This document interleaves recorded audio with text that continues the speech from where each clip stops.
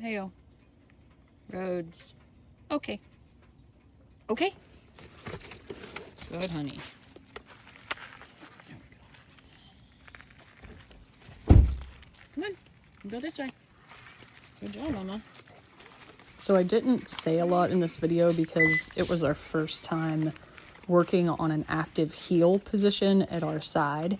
But at the beginning of these type of walks, it's really important to let them sniff around and let them be free for a little bit before we ask them to stay in a position for a while. So she's free to sniff wherever she wants, and I'm just kind of preventing her from getting tangled around this sign here. So once she comes back towards the leash, then I tell her good job. Soon here, I'll put her at my side. Heel.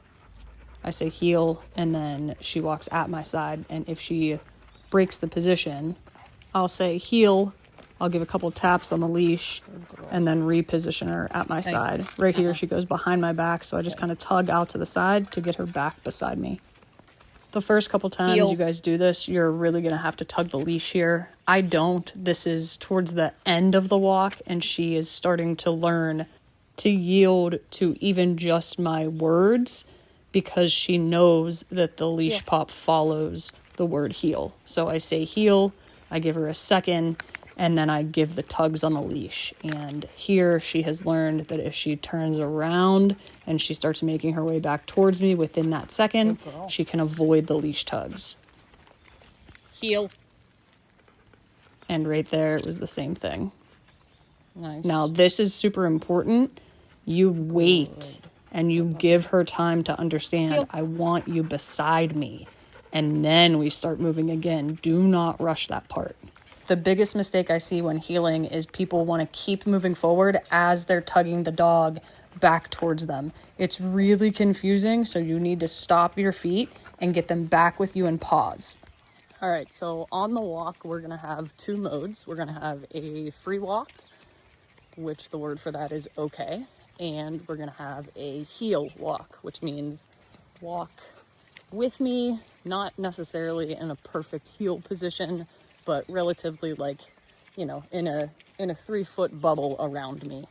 If your hips get further in front of me than my feet, I'm gonna stop, I'm gonna say heel, and I'm gonna pop you back into position with the leash. And then we're gonna wait there for anywhere from like 5 to 10 seconds to remind her this is the position we want you in. And then you're going to tell her heel, and we're going to continue on in that position. And that's what most of the walk is going to look like. And then occasionally you're going to break it up and give her some of that free walking. You know, if there's like a nice little grassy patch, or you could tell it's been a while. Maybe she didn't pee at the beginning of the walk or something, and you want to give her some freedom. So when I start the heel walk, the leash has a nice smile in it, but I don't want it so long that it hits the ground. So what I tend to do, this is hard with one person and a phone, is I hold it kind of in my thumb like this, and I'll show you how to do that.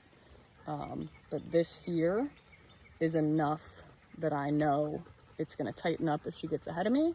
And then this, the rest of this, I'm going to hold this handle in my other hand at my side. Hey, heel. Come on. Come on, heel. Good. Good girl. And she knows to get back in that position. So, here we go. Heel. And you can see as I'm walking, the leash has some slack into it. So if at any time the clasp to the leash where it's connected to her collar and my hand, if that leash ever gets really tight and is in a very straight line, that's a good indicator that she is pulling ahead on the leash. So she's picking up speed here. She's getting ahead of me now. Heel. Ooh, good.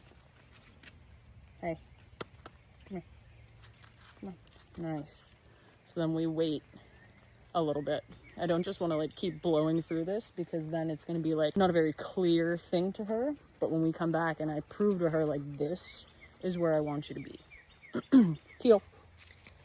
And if you notice, That last rep, she beat me to the leash pops. Heel. Come on, get back. Hey, good. I gave her one there just as like a reminder, because if she doesn't get the consequence, especially when she's learning, if she doesn't get the consequence more than not, like if I try to be nice, then it kind of makes her think like, oh, it's not a big deal. She'll just like tell me to come back, and I'll come back, and we'll just like hang out for a little bit, and then we'll go again. But if she knows that leash pop is coming and she wants to avoid it, then she's gonna be a little more mindful and conscious of like where I am, which is the whole goal of this.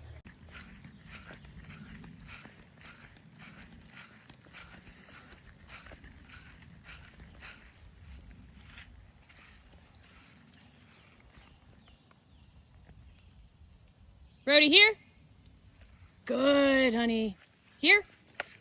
Nice. Yeah, Papa. Good girl. Good job, Mama. Good, girly. Good. Good. Okay.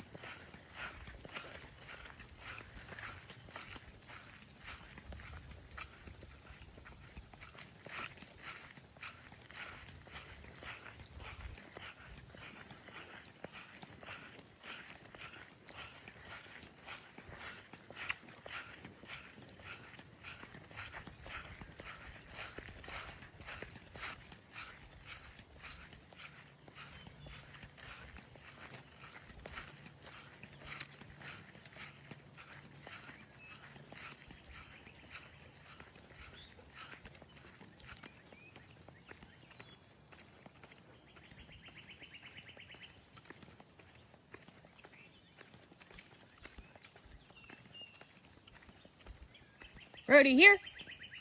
Good. Good girl. Good girl, honey. Good.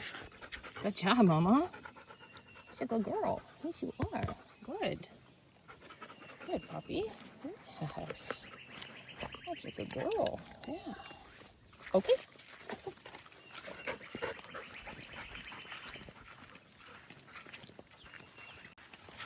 So her free walks, she can run this out pretty much anywhere she wants, but she can't hit the end of the leash. So this is 26 foot. They also make 15-foot leashes if you're gonna walk her in an area that's a little more populated. I would say a 15-foot retractable is probably better. But for these kind of walks, I really like the 26. Gives her more freedom. Come on, good girl. But she's allowed to sniff where she wants. If she's gonna go around this tree, oh, she didn't. I would just say, let's go. And then I would hit this button and that would tighten up the leash. And then I could just kind of like pull this way and get her to come around the side of the tree that I want her to be on, so that I don't have to like pass the leash around the tree and she's not getting all wrapped up and stuff. So let's see if she does it over here.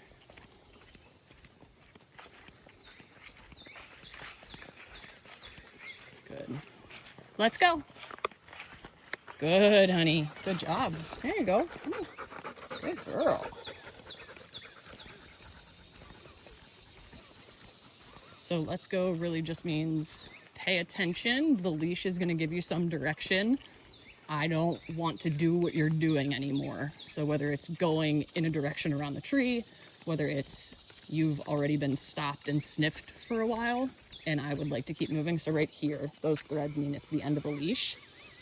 So I stop my feet and I kind of like wait for her to come back and take that tension off. What I don't want is for her to get to the end of the leash and for my feet to just keep moving. So it's going to happen again. Hey, come on. Good girl. Good job, Papa. Good girly. Good. Okay. So I think she thought she was in heel for a second. So I said okay to make sure she knew that she was free to walk around. Good job, Mama. Let's go. Good. And you saw, like, as soon as I hit the button, there was slack in the leash because she started coming back around the tree. I didn't really have a chance to, like, use the leash. She's really responsive to my verbal commands, which is good. That's what you want. You don't want to have to use the collar and the leash forever. It'll still be on her. No. Good. Okay. So anytime you see those two threads, she's at the end of the leash. Most of the time you'll feel it, and she'll feel it on the leash too. And what I gave those couple pops, I should have said no before, or like right as she was hitting the end of the leash, and said no before I gave the pops. But for some reason when I'm videoing, my brain doesn't quite work as well.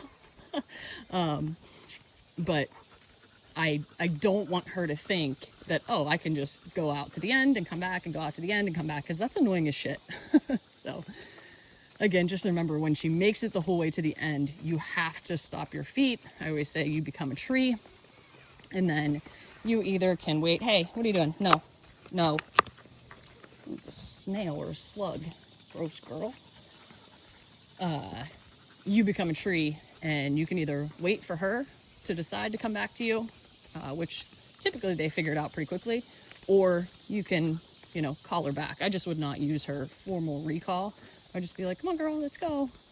Something like a little more casual, because you figure if she is always hitting the end of the leash and then you are using her formal recall command, like, she wants to go ahead because she's excited and she wants to go sniff and see the exciting things. And then we call her back. That's like attaching something not super fun with her recall command. So just keep that in mind. All right, we're going to put her back into a heel command. Rhodie, heel. Nice, Papa. Good girly. Very good. And she remembered before I did. I was going to keep walking. She's like, oh, this is what we do. We come here and we wait for a little bit. Heel. And then we walk. No, heel. Come on. Good. Heel. So this is probably going to be tough for her because we just spent a long time in a free walk, and this is now heel. More of a limited choice walk.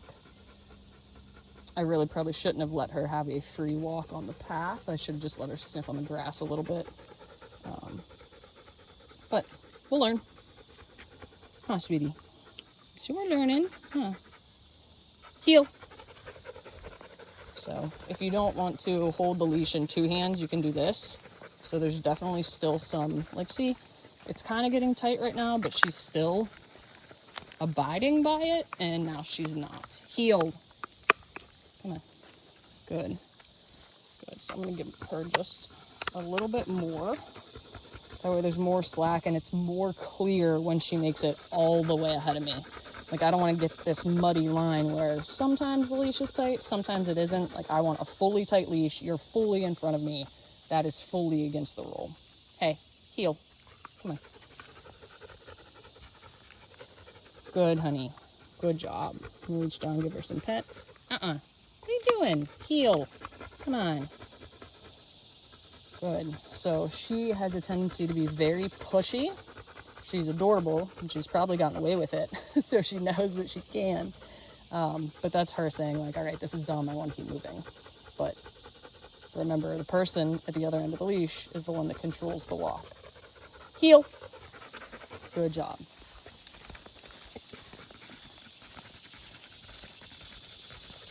There we go.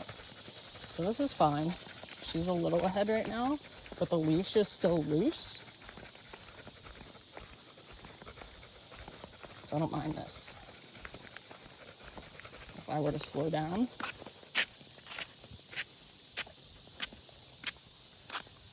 she realizes that. Hey, nope, get over here. Good. So if she tries to go on the other side of you, you just pop her back and pull her into position. Nice puppy.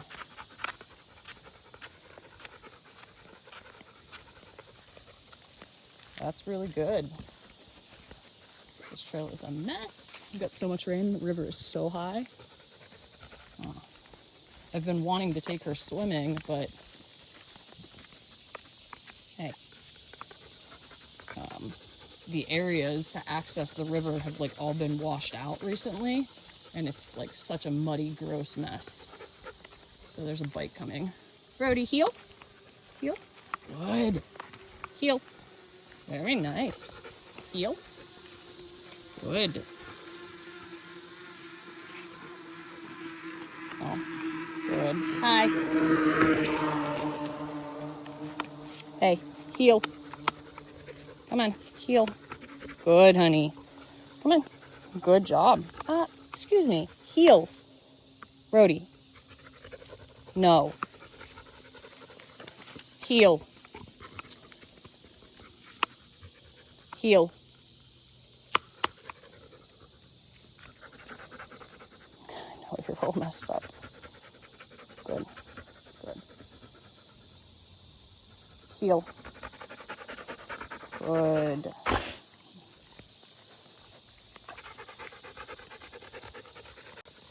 So the last time that guy drove past on the e-bike, I thought I was videoing, but I wasn't. I didn't have her in command, and she was like free to walk around, and she was actually kind of like weirded out by it. And this time she was a little more, sorry, that's a very close angle of my face. Oh, heel. Bug up my nose. Hey. This time she was like a little more concerned about it, or like intrigued. She seemed like she wanted to go, not after it, but kind of figure out what that was a little bit more. But if you can give them freedom, you want to in those situations, because okay,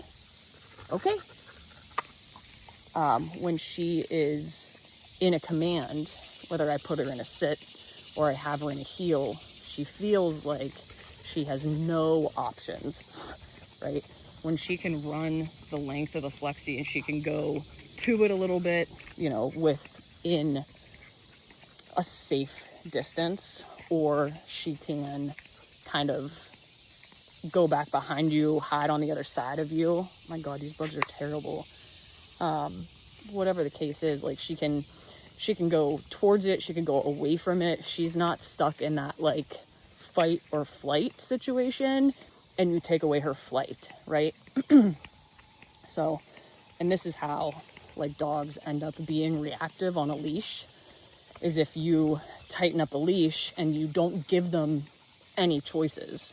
They just learn that they're stuck, and if they have all these feelings, there's nothing else they can do with them other than bark and lunge and react. And then most of the time they realize the barking and the lunging and the reactions push the other people away, or those other people, they go past faster, they turn around and go the opposite way, they cross the street and go to the other side, whatever it is. So I like to give them choices as much as I can.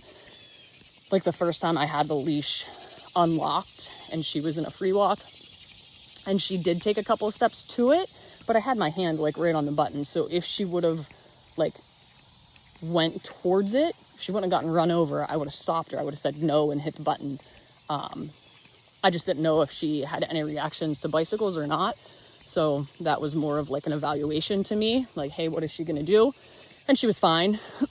So I thought the next time when they came past and she was in a heel, I just left her there to see how it would go. And it is definitely a distraction, so it was kind of tough for her, but she did all right. And this is our first walk where I'm asking anything of her. With this weather, it's been insane trying to come out to this trail. So I would like to start getting her like in town a little bit more. Just tough with the weather.